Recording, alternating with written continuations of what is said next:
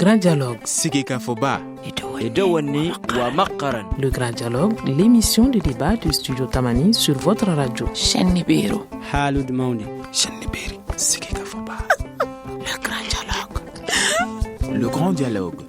Mesdames, Messieurs, bonsoir. Nous sommes jeudi 10 septembre 2015. Merci de nous recevoir chez vous pour vous parler aujourd'hui d'agriculture, la productivité agricole. Comment est-ce qu'il faut l'améliorer? Est-ce qu'il faut passer par la transformation des produits locaux? Nous allons voir tout ceci avec nos invités, Amadou Sy de Faso Kaba Industrie, Jean Parfait Dako de la Direction nationale de l'agriculture et Kone Salimata Berté de la Direction nationale des productions et industrie animale. Merci à vous, messieurs. Merci, madame, pour votre disponibilité. Je suis Famoussa Sidibé. Gagne Kanté est à la technique. Studio Tamani. Depuis 2007, donc, les agriculteurs maliens travaillent plus et plus efficacement, adoptant des nouvelles technologies afin d'augmenter les rendements de leur culture et d'accroître leurs revenus. Au Mali, où même les moindres variations climatiques peuvent engendrer de l'insécurité alimentaire, la maîtrise donc de l'agriculture dans des conditions désertiques demeure essentielle. Pour mener à bien ce projet, le pays bénéficie de l'appui de divers programmes, comme celui donc de la productivité agricole en Afrique de l'Ouest, financé par la Banque mondiale, qui a permis à ce que plus de 175 000 producteurs maliens puissent revitaliser leur productivité à travers l'utilisation de nouvelles variétés de semences. Alors, où est-ce que nous en sommes aujourd'hui dans le cadre de la productivité, de l'amélioration de la productivité agricole? Jean Parfait Dako de la Direction nationale de l'agriculture. Bien, merci, messieurs. Donc, comme vous l'avez dit, au Mali, il y a depuis 2007, quand même, la profession agricole, les agriculteurs tentent à améliorer vraiment leur productivité et ils sont, dans ce cas, accompagnés par divers programmes. Et spécifiquement le WAP, comme vous l'appelez, le programme de productivité agricole en Afrique de l'Ouest, financé par la Banque mondiale, et qui est vraiment un programme vraiment d'opportunité que le Mali doit saisir, parce qu'il est là vraiment pour développer des technologies et porteuses, surtout par rapport aux filières. Donc c'est ainsi, nous avons la filière prioritaire au Mali, qui est le riz, a été vraiment développée au niveau de ce projet en matière de variété, en matière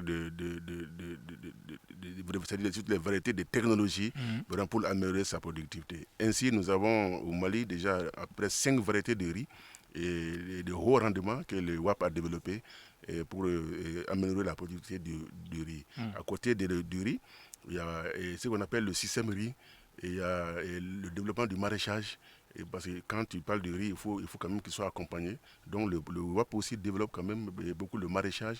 Il développe aussi l'élevage, et surtout par l'introduction de variétés très porteuses, surtout en matière de volaille et en matière de caprin surtout. Merci beaucoup Jean Parfait Dako de la Direction nationale de l'agriculture. Alors nous allons du côté de Madame. Madame est de la Direction nationale des productions et industries animales. Donc Madame, dites-nous aujourd'hui quelle est la place de votre structure dans l'amélioration de la productivité au Mali. Okay, merci beaucoup messieurs. La place de mon service aujourd'hui dans l'amélioration de l'agriculture, elle est vraiment très importante, dans la mesure où ma structure a déjà signé plusieurs conventions avec des programmes et projets. Et vous venez de citer le nom de PAPAM tout de suite, le programme d'accroissement agricole. Et depuis quelques années déjà, nous entretenons des rapports de collaboration à travers la signature de conventions. Donc par rapport à ça, nous avons l'appui de ce programme-là pour renforcer les capacités de nos organisations d'éleveurs à travers la mise à disposition de semences de cultures fourragères, à travers également le renforcement de capacités concernant leur formation. Et à ce titre, je dois dire qu'il y a déjà 200 agro-pasteurs qui ont reçu la formation par rapport à la diffusion au rationnement des fourrages, bref, sur l'alimentation. D'accord. Alors, nous allons voir du côté de Faso Kaba. Dites-nous aujourd'hui, qu'est-ce que c'est que cette industrie Faso Kaba? Mais d'abord, Amadoussi, qu'est-ce qu'un Peul fait dans l'agriculture? Dites-nous. Un Peul, actuellement, comme vous le savez, bonjour. Bonjour. Il faut l'associer, aider l'agriculture à l'élevage. L'aider ne peut pas partir séparément. Il faut les associer pour pouvoir bien nourrir et accroître notre bétail. Bon, Faso Kaba, comme vous dites, Faso Kaba, c'est une société de distribution et de commercialisation de production des intrants agricoles, surtout sur les cultures vivrières, les cultures sèches, des cultures comme le maïs, le riz, le mil, le sorgho, le niébé, l'arachide, etc. Mais à part ça, nous faisons aussi des cultures maraîchères qu'on fait à la production à travers, avec l'appui de l'ICRISAT, avec le programme AVRDC. Bon, Faso Kaba a créé en 2007. Bon, on avait commencé par le maïs, d'où le nom Faso Kaba. Donc l'amélioration des semences de maïs. On avait commencé avec ça, d'où le nom Faso Kaba. Mais on a vu que le Mali, parce que dans ce moment, le Mali était en position faible par rapport aux autres pays de la sous-région, parce que la production annuelle ne dépassait pas les 50 000 tonnes. Voilà qu'actuellement, on est à peu près jusqu'à 2 millions après. C'est à cause de ça que notre chère Madame Siribé, Maïmouna Siribé, a vu, comme elle a fait aux États-Unis, a vu l'espérance là-bas. Elle est venue pour pouvoir mettre ses espérances dans son pays. Donc, si je comprends bien, la structure produit également des intrants à base de plantes, si je ne m'abuse. Oui. Nous avons notre champ de production qui se trouve à Tamala et à Dara. On a près de 30 hectares à Tamala, mais c'est minime. Si on veut produire beaucoup de semences, si on ne veut pas produire, on fait des contrats avec des producteurs. Et ça marche? Et ça marche. On fait des producteurs sémenciers et les coopératives sémenciers. D'accord. Alors, Jean-Parfait Dako, vous êtes de la Direction nationale de l'agriculture. Aujourd'hui, quelle est la place du maïs par rapport au mil? Bon, tu vois, aujourd'hui, le maïs est en train de prendre vraiment une grande place dans la production agricole. Parce que surtout avec l'introduction des variétés hybrides, et comme vous l'avez dit, vraiment les variétés améliorées de Faso Kaba. Et nous avons l'IR qui a produit des variétés de haut rendement aussi, que Faso Kaba aussi est en train de développer. Et le maïs, quand tu le vois dans le système coton, c'est le maïs vraiment, il vient après le coton dans la rotation. Et donc la région de Sikasso est la plus grosse région de production de maïs, comme c'est là-bas aussi qu'on fait le coton. Et tu vois qu'au niveau dans le périurbain de Bamako, il y a aussi cette culture qui est beaucoup développée, surtout, et elle accompagne quand même l'aviculture. Donc tu vois, un grand nombre de producteurs, d'exploitants, se sont tournés vers le maïs parce que le maïs est une filière aujourd'hui porteuse. Voilà. D'accord, merci beaucoup Baba. Jean-Parfait Dako, de la Direction nationale de l'agriculture. Alors madame, vous êtes de la Direction nationale des productions et industries animales. Qu'est-ce qu'il faut entendre par cette dénomination, production et industrie animale? Merci beaucoup encore pour cette question très importante. Et il faut entendre par production animale l'ensemble des produits qui sont issus des animaux. Et je vais vous parler par exemple de la viande, je vais vous parler par exemple du lait, je vais vous parler également des sous-produits d'abattage, les cuirs et peaux, le sang, etc. Les œufs pour la volaille, tout ça constitue des productions animales. Alors, il y a un moment, nous avons invité plusieurs acteurs pour nous parler donc de ces différents aspects. On disait, les acteurs disaient qu'on faisait plus la part belle à la production laitière que à la production de la viande, par exemple. Est-ce que vous êtes d'accord avec cette analyse? Bon, ça, c'est pas vérifié. Parce que nous sommes appelés aujourd'hui à changer de méthode et à changer de pratique. Nous voulons vraiment tendre vers l'intensification de nos productions animales. Vous savez que chaque année, le Mali importe entre 15 à 20 milliards de francs CFA pour le lait et les produits dérivés. Donc tout ça, ça ne peut pas continuer. Nous avons essayé maintenant d'adopter des pratiques, des changements de comportement pour pouvoir apporter une certaine intensification à notre secteur, notre sous-secteur élevage. Déjà, en matière de collaboration avec des pays du Maghreb tels que le Maroc, nous avons bénéficié d'un important don de semences animales pour venir seulement booster la production de lait et la production de viande.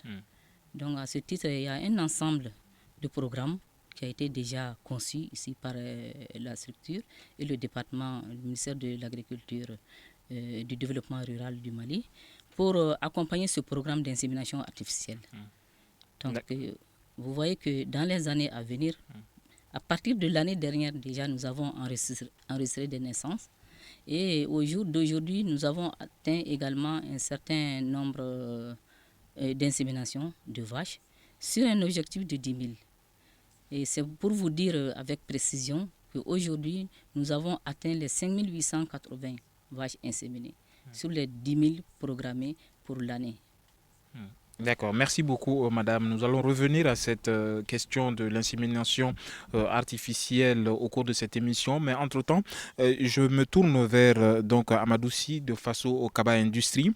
Vous produisez des intrants ici au Mali. Et quel est le marché local par rapport aux produits importés, par exemple? Bon, actuellement, les produits importés sont surtout des maïs hybrides. Et les cultures maraîchères. À part ça, tous les autres semences produits chez nous ici. Et les semences surtout viennent de l'IR. Parce que nous sommes en étroite collaboration avec l'IR. Tous les programmes confondus. Le programme Sorgho, le programme 1000, avec aussi l'ICRISAT. Bon, on est en étroite collaboration avec Africa Res, qui se trouve à Boaké. Bon, avec le programme Niébédé Sinzana. Alors parlez-nous un peu de cette question des... Vous en produisez combien par an? Combien de tonnes? Bon, cette année, notre prévision c'est 1500 tonnes de semences améliorées. Parmi les 1500, 400 tonnes de maïs, 700 tonnes de... Je parle des intrants. Des semences de maïs. On a pour que la programmation est pour cette année 400 tonnes de semences de maïs, 700 tonnes de semences de riz, 150 tonnes de semences de sorgho, 100 tonnes de semences de mil, 70 tonnes de semences d'arachide et 80 tonnes de semences de riz, sans compter les cultures maraîchères comme le guambo, etc., sésame. Bon, nous produisons ceci, certains dans notre propre champ. Est-ce que c'est accessible d'abord aux producteurs? Par rapport aux produits importés. Oui, le prix est accessible. Parce que notre devise est ça. À rapprocher les semences améliorées aux producteurs. On veut que chaque village, chaque paysan peut avoir facilement accès aux intrants agricoles, surtout les semences. À moindre coût. Voilà, à moindre coût. Nous sommes un peu partout dans le Mali, dans toutes les régions du Mali. Nous avons des vendeurs, des agro-dealers qui nous représentent. D'accord. À part Kidal, c'est partout dans toutes les régions du Mali. D'accord. Alors Jean Parfait Dako de la Direction nationale de l'agriculture. Aujourd'hui, on voit tous les ans un programme d'exonération par rapport aux engrais. Est-ce que cela porte fruit? Bien, vous savez, c'est une politique. Et c'est en 2008, avec l'avènement de l'initiative RI, que vraiment la subvention des engrais est venue. Et c'était parce qu'on avait vu que la production vraiment au niveau du pays était très basse et il fallait atteindre un objectif. Et pour atteindre cet objectif, il faut quand même apporter tous les facteurs qui contribuent à augmenter quand même la production. Et c'est ainsi que l'État s'est engagé vraiment à appuyer un peu les producteurs et en prenant une partie du coût des engrais. Surtout les engrais étaient en ce moment très chers. Donc en diminuant un peu la charge, les frais d'engrais, les producteurs quand même peuvent aussi ainsi augmenter vraiment leur quantité d'engrais et puis exploiter des superficies quand même capables d'améliorer, d'augmenter la production. D'accord. Alors merci beaucoup Jean Parfait Dako de la Direction nationale de l'agriculture. Nous allons observer une courte pause et nous nous retrouverons pour la suite du débat. Vous écoutez Studio Tamani, votre avis nous intéresse. Écrivez vos commentaires et suggestions sur la page Facebook et dialoguez avec nous. Studio Tamani, c'est aussi les réseaux sociaux. Merci de rester fidèle donc à nos programmes, au programme du Studio Tamani. Aujourd'hui, le grand dialogue réfléchit sur la productivité agricole et nous avons 3 invités pour nous parler donc des différents aspects. Et nous sommes à la deuxième partie donc de cette émission. Nous parlons d'agriculture et la campagne agriculture de cette année coûtera à l'État près de 190, près de 190 milliards donc de francs CFA, j'y arrive, pour 47 milliards de subventions aux intrants, engrais et semences et 10 milliards de francs CFA aux équipements. Du coup, le sac d'intrants de 50 kilos revient à 11 000 francs CFA aux producteurs. Alors ça, c'est du côté de l'agriculture. Aujourd'hui, la production animale, il est question de cette activité également dans ce débat, car nous avons la présence de Koné Salimata Berté de la Direction nationale des productions et de l'industrie animale. Alors madame, nous allons donc comme prévu revenir sur la question des inséminations artificielles. Le Maroc a beaucoup contribué cette année pour faciliter l'accès donc de cela aux éleveurs maliens. Qu'est-ce qu'il en est de ce programme avec le Maroc? Je dois vous dire que le programme va bon train parce que le mois dernier seulement, l'équipe marocaine était là pour nous soutenir également dans la mise en œuvre de ce programme. Donc il y a tout un ensemble d'activités qu'on doit entreprendre. Il y a des activités de renforcement des capacités. Bon, qui dit insémination dit aussi inséminateur. Et le Maroc s'est chargé de la formation du personnel d'un groupe d'inséminateurs l'année dernière. Cette année également, il a assuré la formation au niveau du Maroc du deuxième groupe d'inséminateurs. Et au jour d'aujourd'hui, tous ces jeunes gens sont déjà mis sur le terrain avec les équipements conséquents. Donc ils ont eu les kits d'insémination au complet, ils ont eu les moyens de déplacement et également la prise en charge des salaires est assurée par la partie marocaine. Alors aujourd'hui, est-ce que avec ce programme en collaboration avec le Maroc, le Mali est en passe de devenir un véritable pays, véritable producteur donc dans ce domaine? Oui, je le pense. Parce qu'avec 17 mois d'activité seulement, du mois d'avril 2014 à maintenant, ça fait 17 mois, et nous avons pu réaliser 5 880 inséminations. Alors, est-ce que le coût est accessible? Il y a eu déjà des naissances. Oui, le coût est accessible. Le coût est accessible quand il s'agit du programme d'insémination. Et nos jeunes interviennent seulement avec 5 000 francs à payer sur chaleur naturelle. Mais par contre, s'il faut intervenir sur chaleur induite, c'est-à-dire en utilisant d'autres produits pour occasionner la chaleur, là, l'éleveur est obligé de payer un peu plus cher. Parce que nous ne disposons pas encore de synchronisants pour pouvoir utiliser ces synchronisants-là au moment de l'insémination artificielle. D'accord. Merci beaucoup, madame, pour ces éclairages. Alors, Jean-Parfait Dako, de la Direction nationale de l'agriculture, nous parlons d'agriculture, nous parlons de productivité, mais tous les ans, nous parlons également d'insécurité alimentaire. Est-ce que cette année, le Mali est à l'abri? Bon, à l'allure de la campagne 2015-2016, et si je vois qu'en 2014-2015, nous avions eu un excédent céréalier de 2 millions de tonnes. Donc on se dit que si vraiment la pluviométrie à date continue jusqu'en mi-octobre, je pense qu'on est en bonne campagne agricole. Alors, dites-nous aujourd'hui, Amadou Sy de Faso Kaba Industrie, où est-ce que vos productions sont le plus écoulées? Dans quelle zone? Bon, les productions, c'est partout un peu au Mali. Bon, le riz, c'est vers les zones rizicoles du Mali. Office du Niger, et puis Odérès. Le maïs, ça c'est un peu partout maintenant.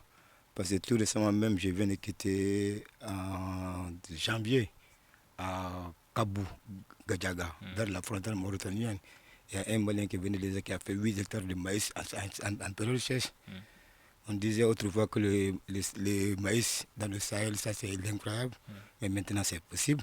Avec nos nouvelles variétés, les variétés d'été qu'on appelle.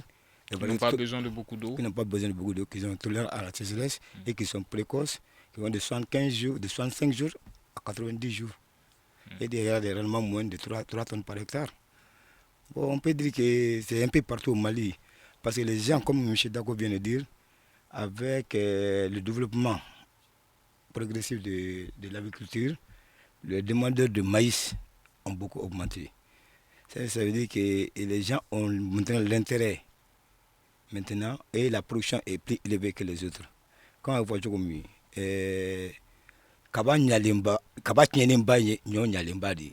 ça c'est valable donc pour les agriculteurs qui nous suivent actuellement, peut-être dans la zone office du Niger. Merci beaucoup, Amadoussi. Alors, madame, la production animale, est-ce que vous pouvez nous dire le taux de réussite donc, de ces inséminations artificielles tout à l'heure? Oui, le taux de réussite, c'est dans les 60%. Hein. Dans les 60%. Et à partir de combien de mois est-ce qu'il y a des risques? À partir de combien de mois il y a des naissances? Et la gestation ne dure que 9 mois. 9 mois. Oui. Donc, vous dites que la réussite, c'est 60% aujourd'hui. Oui. Est-ce que vous parvenez à combler toutes les attentes? Est-ce que jusque-là, il y a eu des difficultés? Bon, les difficultés, elles sont, même si elles sont là, elles sont minimes. Mais il faut le dire, hein, comme je vous l'ai dit tantôt, pour réussir l'insémination, il faut avoir l'inséminateur. Nous avons d'énormes difficultés à pouvoir couvrir tout le pays, mais ce n'est que chemin faisant. Et les Marocains, dans leur appui, dans leur collaboration, dans leur partenariat, sont en train de nous aider à avoir le maximum d'inséminateurs pour pouvoir être opérationnels sur le terrain. Donc, je vous ai déjà dit qu'il y a eu 2 groupes d'inséminateurs qui ont déjà été formés et ils ont été équipés pour être opérationnels sur le terrain. Et on s'attend encore à envoyer un 3e groupe dans les quelques mois à venir pour aussi effectuer la formation au niveau du Maroc. Alors, vous dites qu'il y a 60% de réussite. Quels sont les 40% de risques? Bon, il y a aussi des retours de chaleur qu'il faut aussi essayer de couvrir. Et il y a ça. Oui. Donc, les risques, c'est quoi alors? Bon, le risque, c'est que en matière d'insémination artificielle, on ne peut pas avoir les 100%. Il y a non seulement quelques retours de chaleur, mais il y a également des problèmes pathologiques. Il y a l'état nutritionnel aussi de la vache en question. Tous ces facteurs font que, en tout cas, on ne peut pas réussir vraiment à 100% ces inséminations. Alors, est-ce que ces inséminations sont pratiquées dans des zones spécifiques ou bien uniquement dans des zones d'élevage? Bon, pour le moment, avec le partenariat Mali-Maroc, on a essayé de cadrer nos interventions. Nous avons essayé de suivre d'abord 6 axes qui débouchent sur le district de Bamako. Donc, les inséminateurs sont placés sur ces 6 axes-là. Et en deuxième position, avec le 2e groupe des inséminateurs formés, on en a pris dans les régions. On en a pris à Kaye, on en a pris à Sikasso, on en a pris à Ségou, on en a pris à Koudoukoro, on en a pris également à Mopti. Mais pour le moment, les régions du Nord ne sont pas concernées parce que la condition, c'était d'avoir un inséminateur à leur niveau. Pour le moment, il n'y en a pas. D'accord. Merci beaucoup. Alors, l'agriculture et la productivité, c'est également la mécanisation de l'agriculture. L'État a également investi dans ce domaine. Jean-Parfait Dako de la Direction nationale de l'agriculture, dites-nous les efforts de l'État cette année. Donc, cette année, l'État vraiment a développé quand même de gros efforts par rapport à l'appui à la mécanisation de l'agriculture, surtout avec le programme des 1000 tracteurs. Où quand même les producteurs quand même auront des tracteurs subventionnés aussi là à 50%. Donc vous voyez, donc tu payes la moitié du prix du tracteur et la moitié que tu payes, eh ben, c'est différé sur 4 ans. Donc tu vois qu'on est beaucoup appuyé. Donc ce programme de mécanisation vraiment vient à point de nommer puisque l'un des goulots d'étranglement, l'un des facteurs qui met même l'agriculture en retard chez nous, c'est un peu l'aspect mécanisation. Peut-être les mécanisations, la petite et même la grande. Je peux dire même la charrue et les bœufs. Souvent, ce n'est pas tout le monde qui a la charrue et les bœufs. Moi aussi, on n'a pas de tracteur. Donc, il faut ces matériels pour vraiment être aussi résilient, c'est-à-dire s'adapter au rythme des pluies. Parce que l'hivernage n'attend pas. Alors, quand tu perds 15 jours par défaut de moyens pour labourer ton champ dans période d'hivernage, je pense que tu as perdu grande chose. Voilà, donc je pense que ça, c'est un effort qui est bien fait et que nous saluons beaucoup du côté de l'État. D'accord. Alors, nous allons voir avec Amadou aussi de Faso Kaba Industrie. Amadou, dites-nous la différence entre l'année dernière et cette année par rapport à la productivité. L'année dernière, il y avait un excédent. Cette année, nous pensons que ça sera mieux plus que l'année passée. Vous avez vendu plus ou bien on a vendu plus cette année? Parce qu'à travers le programme de productivité agricole de WAP, on a essayé de changer les semences presque de toutes les zones du Mali, des paysans. Parce que WAP a acheté la plupart des semences et il a distribué aux paysans pour qu'ils puissent changer leurs semences. Parce que beaucoup de paysans disent qu'il y a peu de rendement, peu de rendement. La terre, l'engrais. Les défauts, surtout, n'est pas ça. C'est la non-utilisation des semences améliorées. Comme on le dit, les semences représentent sur le rendement 30 à 40% des rendements. Quand tu as une mauvaise semence, tu es arrêté. Alors pourquoi les paysans sont accrochés à ces semences dont vous parlez? Est-ce que c'est parce qu'il y a plus de goût? Non, c'est pas ça qu'il y a plus de goût. Parce qu'il faut acheter. Donc ils n'ont pas les bonnes informations selon ils n'ont pas les bonnes informations. Le problème c'est que nous, on fait aussi des tests de démonstration dans les milieux paysans. Et ils veulent voir, parce qu'on a qu'une seule saison. D'abord avant d'utiliser. Voilà, on n'a qu'une seule saison de pluie. Les paysans ne prennent pas le risque d'utiliser des semences qu'ils ne connaissent pas et qui n'ont pas, il ne faut pas confiance. Ils préfèrent utiliser leurs anciennes semences. C'est ça que malgré tout, ils vont trouver quelque chose. Donc il y a un problème de confiance. Il y a un problème de confiance qui est là. Les gens, beaucoup pensent aussi, beaucoup de paysans pensent aussi que ces semences viennent de l'extérieur. Ça ne vient pas de l'extérieur, ça vient du Mali. C'est une semence qu'on avait oubliée parce qu'il y avait beaucoup de pluie qui étaient courtes, qui étaient faits à la fin. C'est ces semences-là qu'on est en train de retourner. D'accord. Alors nous allons observer une courte pause et nous nous retrouverons. Une réaction, un avis, un commentaire. Réagissez sur la page Facebook de Studio Tamani et restez connectés avec nous. Studio Tamani sur les réseaux sociaux pour vous faire entendre. Studio Tamani, dont les programmes sont retransmis donc à travers une cinquantaine de radios à travers tout le pays.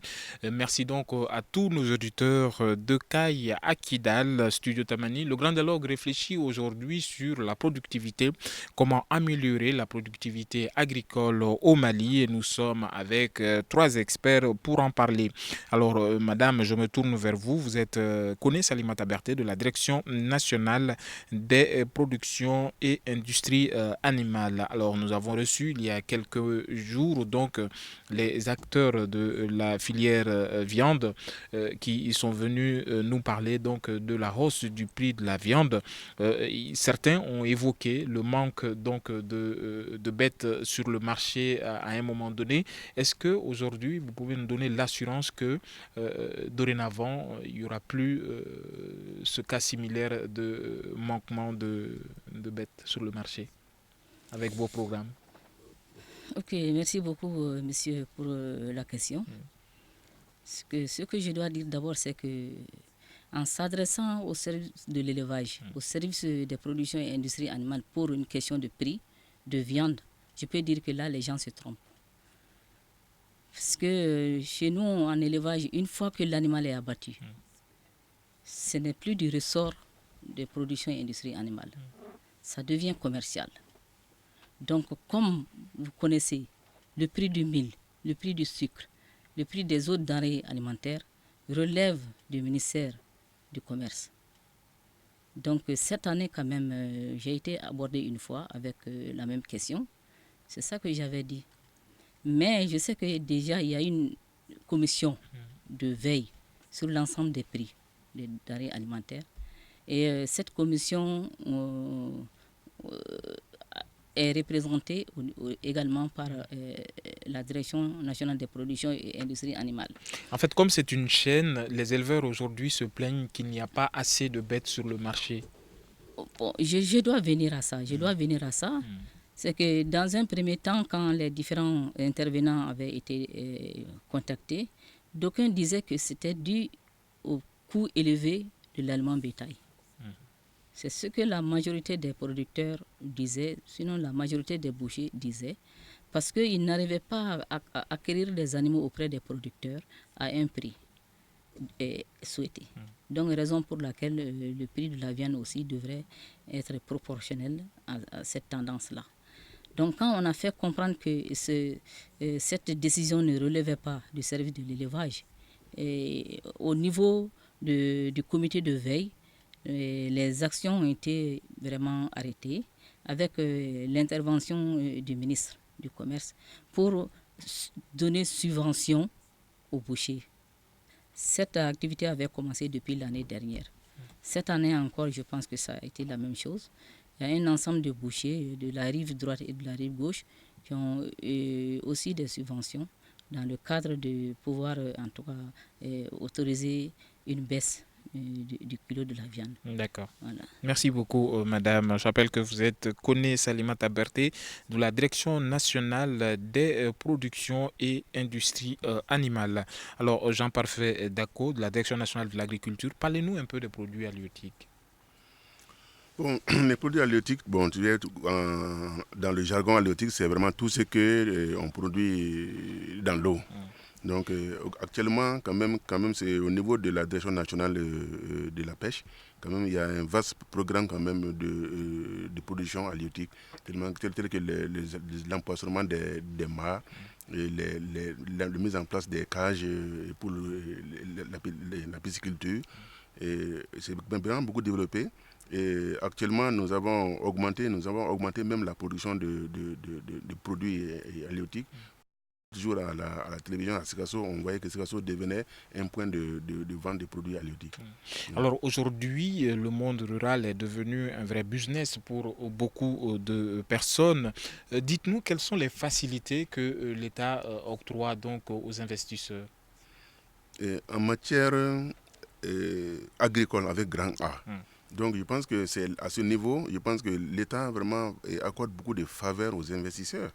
Et quand je prends par exemple une exploitation agricole, aujourd'hui, vous voyez qu'on est en train de subventionner d'abord les intrants, on est en train de subventionner les équipements et on est encore en train d'aménager des espaces vraiment pour permettre le développement de l'agriculture. Donc je pense qu'en voulant s'installer comme industriel agricole, je pense qu'on a beaucoup de faveurs. Et surtout que le Mali est en train de développer quand même les agropoles. Les agropoles, c'est des zones de production modernes. Donc c'est là où, dans ces espaces, il y a la place vraiment pour les investisseurs. D'accord. Merci beaucoup, Jean-Parfait Dako. Alors, Koné Salimata Berté, dites-nous aujourd'hui quels sont les plus grands défis de votre direction, la Direction nationale des productions et industries animales. Bon, merci pour la question. Le plus grand défi qui se pose aujourd'hui à la Direction nationale des productions et des industries animales, ça c'est le défi de financement. Parce que nous avons besoin vraiment de l'apport des bailleurs pour pouvoir soutenir les projets et programmes dans la mise en œuvre de leurs activités. Et de plus en plus, nous nous rendons compte que ces financements baissent et d'autres même n'existent plus. Avec également la situation de la crise sécuritaire, il y avait eu vraiment quelques difficultés à pouvoir réaliser pleinement nos activités. D'accord. Merci beaucoup, Madame Koné Salimata Berté. Vous voulez ajouter quelque chose? Bon, oui, en matière d'agricole, je peux dire qu'aujourd'hui, quand même, l'un des grands défis, c'est de voir dans le contexte dans lequel nous sommes aujourd'hui, c'est Et on parle beaucoup de changement climatique. Alors il faut ramener l'agriculture, la dimension à s'adapter à ces changements climatiques. Et que tout ce que nous faisons rentre vraiment en harmonie avec l'environnement, avec le changement climatique. Et c'est dans cette optique qu'on peut vraiment être résilient et pouvoir développer notre agriculture sans trop de contraintes. Vous voyez, aujourd'hui l'agriculture au Mali est liée à peu près à 70-80% à la pluie. Alors c'est pas garanti.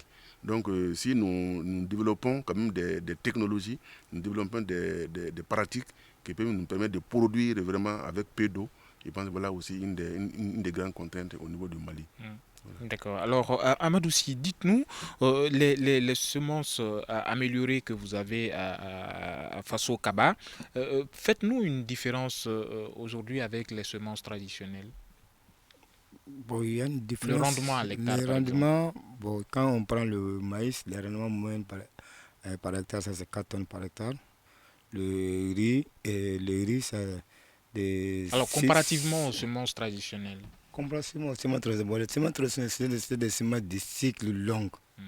Des semences comme Sataba, quand on prend pour le maïs, qui faisait 4 mois jusqu'à 5 mois, mais le rendement était meilleur. Mais ça ne s'adapte pas aux conditions actuelles. Du changement climatique. Bon, il y avait le mil, c'est comme ça aussi, des cycles longs. Bon, avec le changement climatique, on est en train de retourner à nos anciennes qui étaient plus précoces, qui ne dépassaient pas les 70, 90 jours, maximum 100 jours. Sinon, ce sont nos propres semences qui ont été créées, qui ont été améliorées, mais ça a été amélioré seulement actuellement. D'accord. Alors, est-ce que le changement climatique a un impact également dans le domaine des productions animales? Oui, le changement climatique a un impact dans le domaine des productions animales. Parce que la productivité des pâturages diminue beaucoup avec l'existence des poches de sécheresse. Donc, vous avez constaté que chaque semaine, il y a la situation du bulletin hebdomadaire qui est donné. Donc là, on parle de l'état des pâturages et l'état des points d'eau.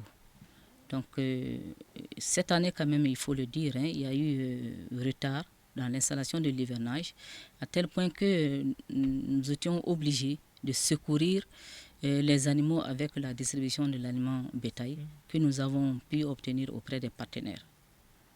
Donc le changement climatique il joue beaucoup par rapport à la productivité. Et nous avons quand même pu trouver des alternatives. Parce que quelles sont ces alternatives? Comme le dit Jean Parfait là, il faut vraiment songer au projet de résilience. Donc élever aussi les espèces à cycle court. Ensuite, essayer d'adopter des technologies modernes pouvant contribuer à l'atteinte d'un certain niveau de production et de productivité, plutôt que de rester dans le domaine de l'élevage et de subsistance. Voilà. D'accord. Alors, merci beaucoup, Madame Koné Salimata Berté. Alors, parlez-nous de la transformation des produits agricoles, Jean Parfait Deko. Bon, vous savez, monsieur, c'est l'une des problèmes de notre agriculture aussi, transformation. Parce que pour que valoriser vraiment un produit, vraiment, il faut que le long de la chaîne du produit, vraiment, que le produit ait des valeurs ajoutées. Donc vous voyez un peu, c'est un peu ce qui est une de nos contraintes.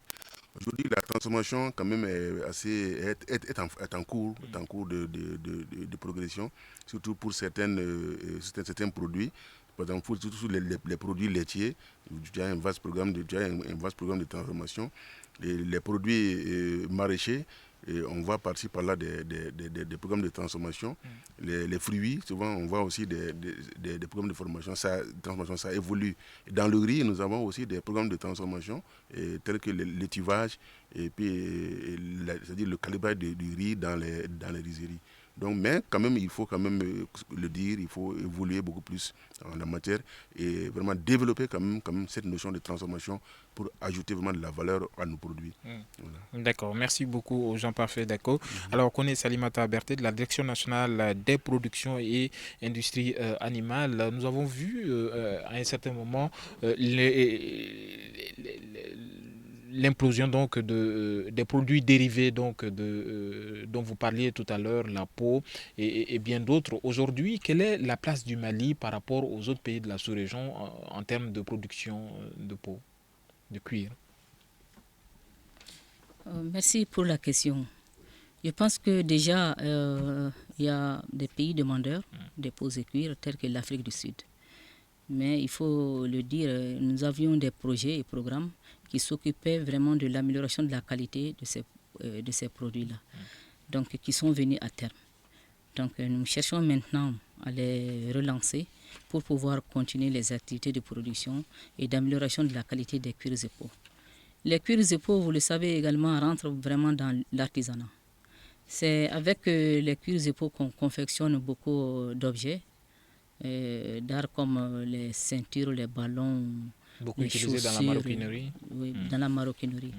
Donc nous avons en cours d'exercice de ces projets-là renforcé d'abord les capacités des bouchers et apprentis bouchers par rapport à la qualité, à la conservation, non, à la production d'abord. Parce qu'avec les coutelures par-ci par-là, le cuir est déprécié. Donc nous n'avons pas vraiment beaucoup de preneurs par rapport à ça. Donc une fois que cette connaissance est acquise, les animaux sont dépouillés de la plus belle forme et les cuirs et peaux sont garantis. En ce moment, on peut procéder au pré-traitement. Il y a certaines usines ici au niveau du district de Bamako qui se prêtent vraiment à la transformation de ces cuirs et peaux-là avant leur exportation vers d'autres horizons. Alors, juste au passage, ces usines ne sont pas exemptes de tout reproche en termes de respect de l'environnement non plus, madame? Non, je pense qu'ils ne sont pas dans ce domaine-là parce qu'ils connaissent déjà comment gérer en tout cas, l'environnement. C'est vrai, ils sont là dans le district de Bamako, mais tout est contrôlé à leur niveau. Les eaux souillées sont destinées, récoltées, décantées, dans ensuite dans les collecteurs, ensuite utilisées ailleurs. Mais vous savez que dans tout système de travail, il y a cette notion de gestion de l'environnement qu'il faut vraiment composer. Dans la mise en œuvre de l'ensemble de nos projets et programmes, que ce soit des projets, même des projets d'agriculture, une fois que ces projets-là s'installent dans leur zone d'intervention, même avec l'installation des infrastructures seulement, on peut dire qu'on nuit ici quelque part à l'environnement. Donc il faut avoir aussi des actions compensatrices pour pouvoir restaurer ce qu'on a détruit au niveau de cet environnement-là. Et la même chose aussi existe chez nous. Quand on implante des parcs de vaccination, quand on implante des marchés à bétail, c'est sur une zone donnée sur laquelle il y avait quand même la végétation. Donc il faut songer aussi à restaurer l'environnement en procédant à des systèmes de reboisement. D'accord. Merci beaucoup, madame. Un dernier mot peut-être, Jean-Paul Fedaco? Donc c'est pour quand même dire que si c'est le dernier mot, c'est quand même espoir. Espoir par rapport à l'évolution positive de la campagne agricole 2015-2016. Et courage vraiment aux producteurs. N'est-ce pas, je pense qu'à l'issue de la campagne, on aura atteint notre slogan autosuffisance alimentaire. Merci beaucoup. Merci à vous, messieurs. C'est la fin de cette émission.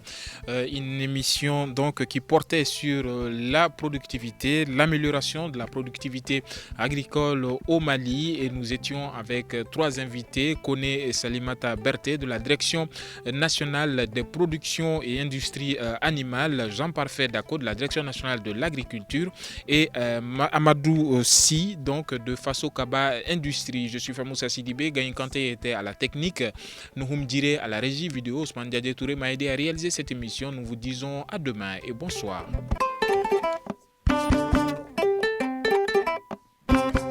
Le grand dialogue. Sigika Foba. Edouani wa Makaran. Le grand dialogue, l'émission de débat du studio Tamani sur votre radio. Chaîne Nibéro. Halud Mauni. Chaîne Nibéri. Sigika Foba. Le grand dialogue. Le grand dialogue.